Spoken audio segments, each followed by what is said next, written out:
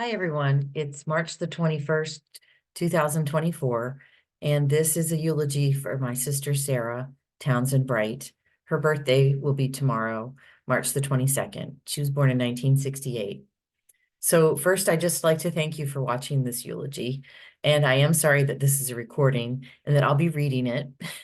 I'm doing that because I'm 99.9% sure that I'm not going to be able to make it through this in person. So at least if I record it, if I lose it, I can stop and start over again.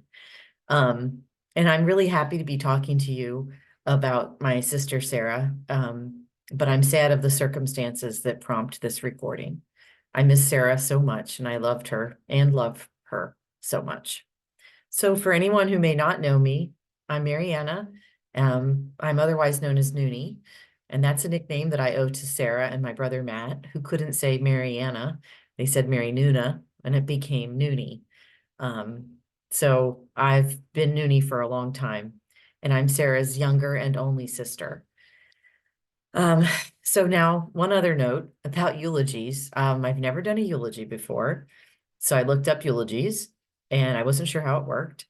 And it said a good eulogy is between 5 to 7 minutes, 10 minutes tops.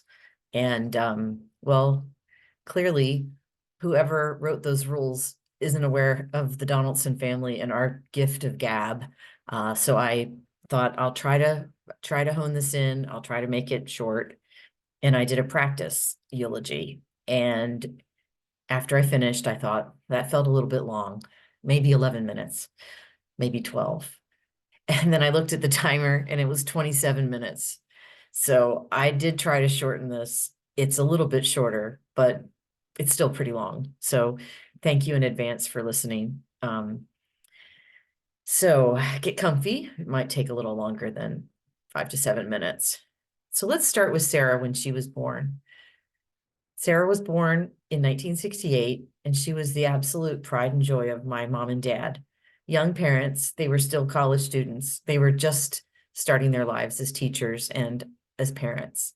So let's have a look at a picture of my mom. You can see here. That's my mother. Now, she would have been about 20 years old in this picture. And she's holding Sarah. And this picture was taken the day that they brought Sarah home from the hospital. It's in the garden of the house that they were renting at the time, which we always called the McDaniel place.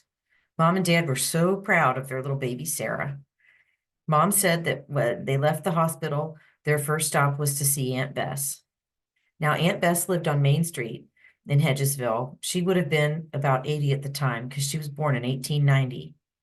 Aunt Bess held Sarah and she said, "Boy, she doesn't weigh more than a bag of sugar," which was true because Sarah weighed less than 5 pounds when she was born. Mom always liked to tell that story. There was another picture just like this one with Dad holding Sarah, but my mom had her thumb over his face in the picture, so he never liked that picture very much. So we grew up back at the creek, Mom, Dad, Sarah, Matt, and me, up until Jared was born, and then we moved into the big city of Hedgesville. And when we lived back at the creek, it was all our own world. In the summers, when school was out and Mom was still taking classes at Shepherd, then Dad watched us. And I say watched us with air quotes, um, because we really ran wild. I mean, we really did. Back then, we had two main rules. One rule, don't go in the main road, which was about a mile up the road from our house. And the second rule was don't get in the creek. And that was about it. So our days were spent looking for fossils in the shale pit, picking flowers, helping Dad out on gosh knows whatever project he might have been working on at the time, skipping rocks in the creek, and just being kind of free. One time during our adventures, we ate green strawberries that weren't ripe. That day did not end too well. I mention all this because I didn't realize it then, but I do now, that Sarah was my boss back then. She's telling me how to play, teaching me songs, looking after me, making sure that I was safe. Sarah looked after me, and I always benefited from her lead to follow. She was my first everything. my first playmate, my first tutor, my first babysitter, my first friend, and sometimes foe.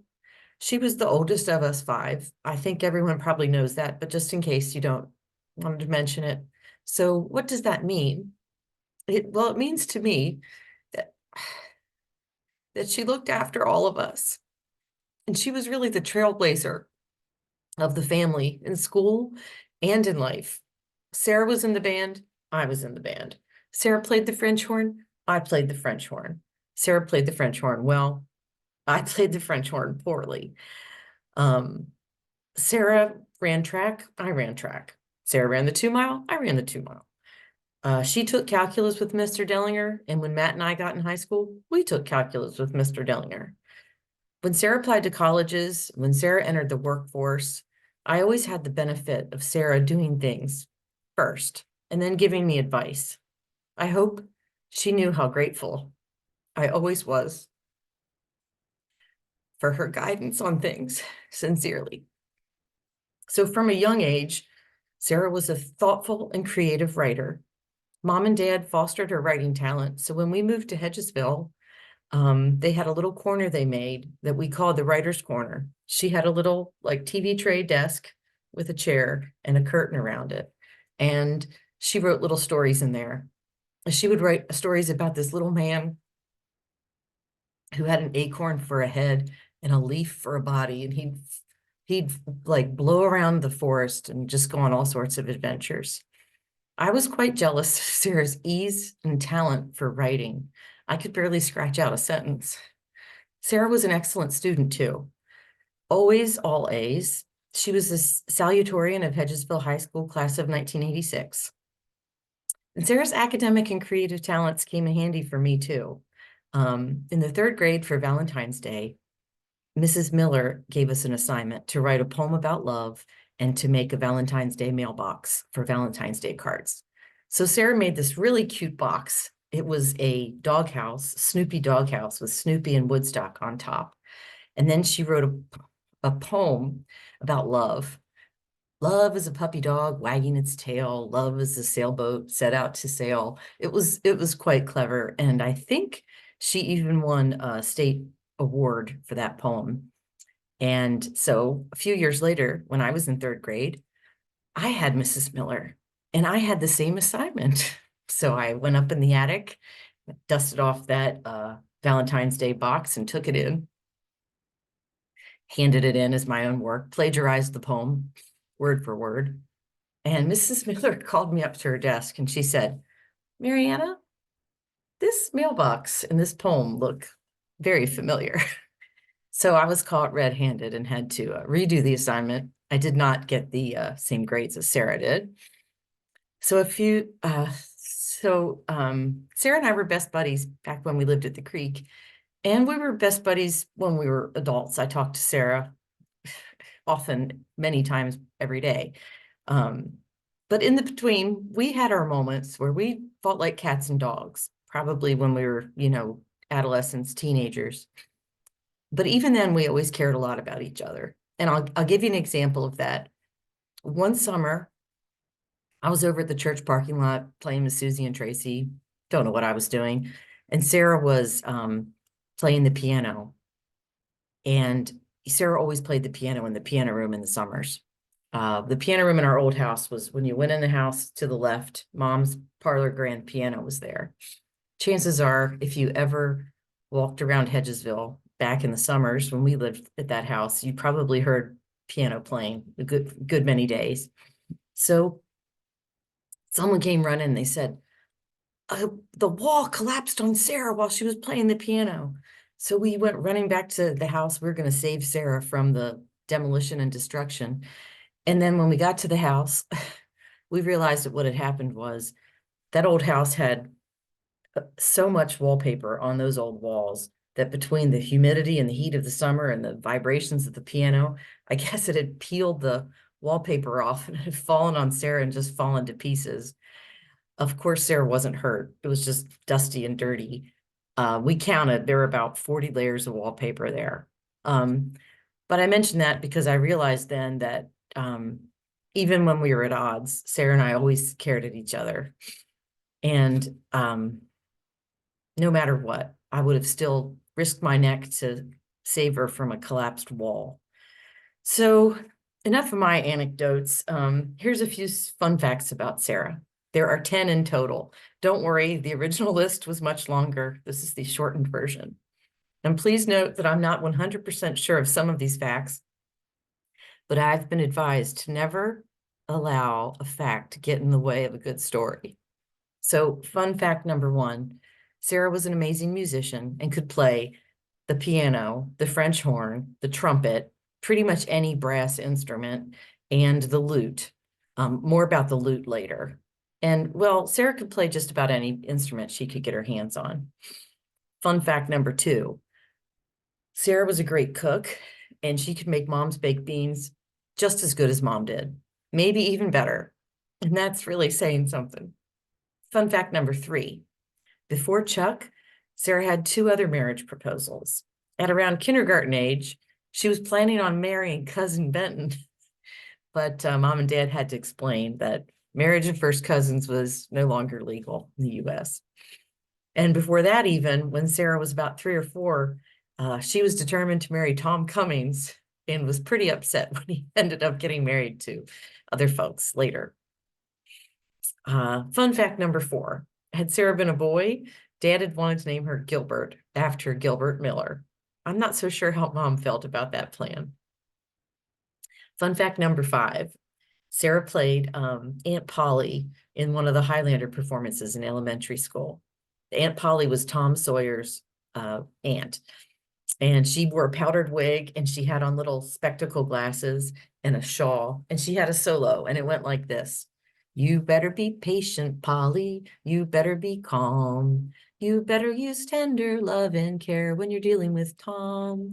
You can reprimand him, try to understand him. He's just an all-American, tough-take-a-Darrigan boy. Now, I remember that to this day because Sarah practiced it so much. She took that part very seriously. And as I recall, she did a great job. Fun fact 6. On several occasions over the years, Sarah was a guest lecturer at international music educators conferences. This was a passion of Sarah's, and she was just amazing at it. One of the conferences, she met a woman who recognized Sarah's passion and her zeal.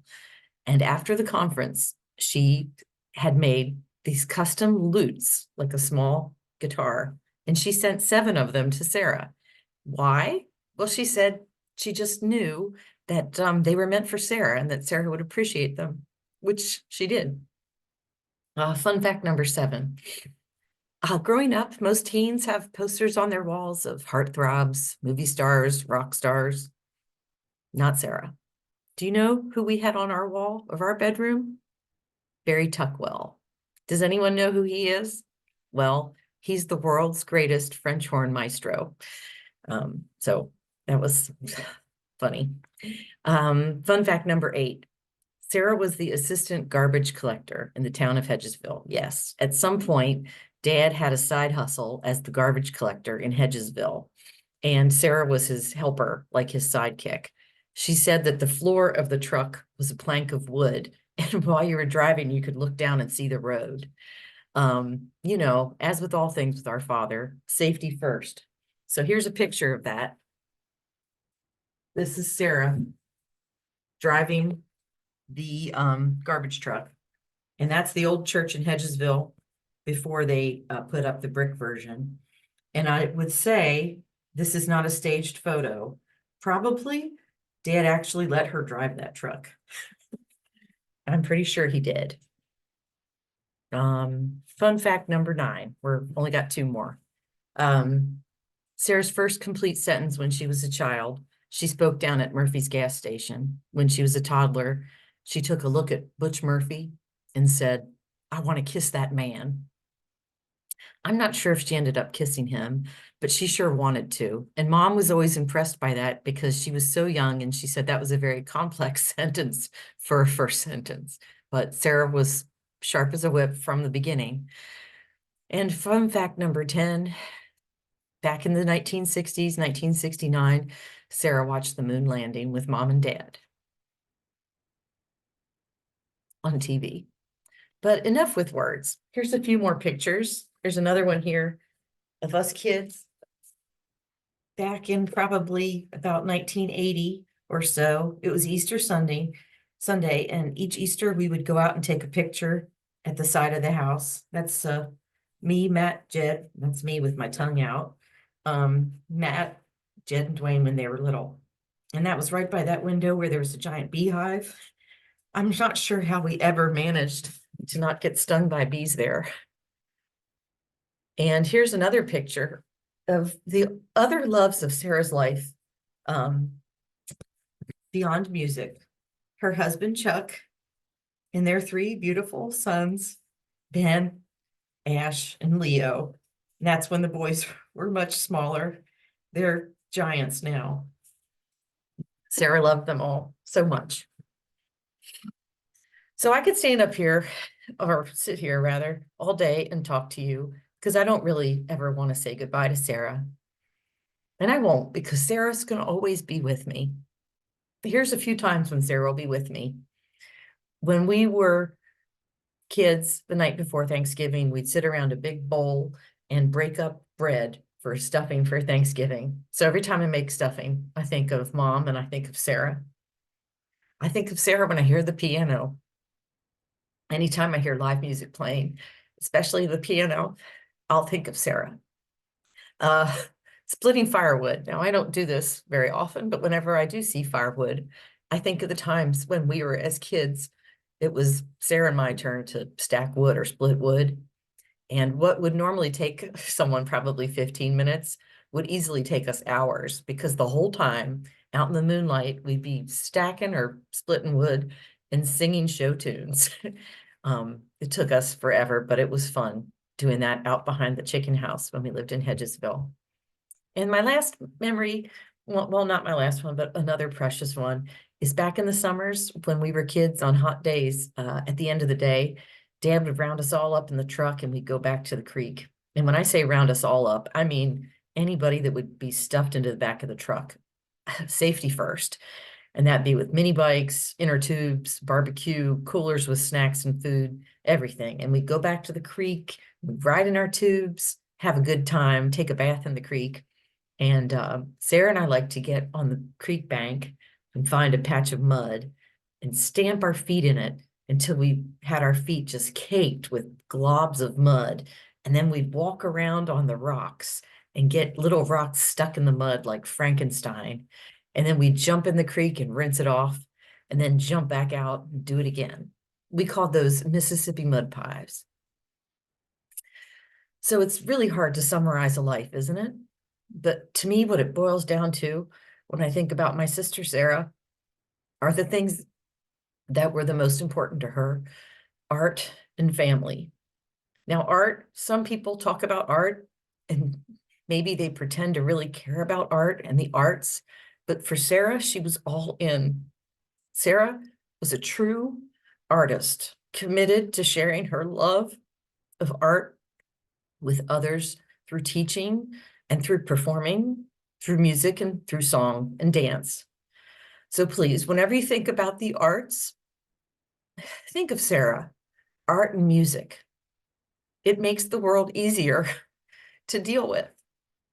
And we all owe it to Sarah and to artists like Sarah for making the world a more entertaining and colorful place, because she certainly did do that. And family, above all, Sarah had a sincere love for her family, her boys and Chuck, Ben, Ash, and Leo. She was so proud of them for all that they have done and all that they will do. And now for the grand finale. I know this is long. So when I thought about doing this eulogy, really, this is the only thing I was sure I wanted to say. And that was when we were kids, and even as adults, Sarah and I loved to sing together. And it was when we were children, it was bedtime. Going to bed was only a suggestion, because once we got in bed, we would sing song after song until we fell asleep. So I'd like to end with one of the songs that we sang when we were children. Now, we sang songs like Froggy Went A-Courtin', The Matador, John Jacob Jingleheimer Schmidt, but I guess those aren't really appropriate songs to end with. But our favorite was Jacob's Ladder. And if you don't know how it goes, I made a little poster to follow along, just in case. So you can sing it with me. This is probably reverse the way this is filmed, but you can imagine. It's, we are climbing Jacob's ladder. We are climbing Jacob's ladder. We are climbing Jacob's ladder. Children of the cross. If you love him, why not serve him? If you love him, why not serve him? If you love him, why not serve him? Children of the cross. Every round goes higher, higher. Every round goes higher, higher. Every round goes higher and higher. Children of the cross. Now, I know Sarah would have liked that ending and would have said, thank goodness you finally got to the singing part. And we used to say children of the cross and not soldiers of the cross. So I hope you managed with that variation. So thank you everyone for watching this. Thank you for your love of Sarah. And thank you for keeping her in your hearts forever, like I will. Rest in heavenly peace, Sarah. We miss you and love you forever. Amen.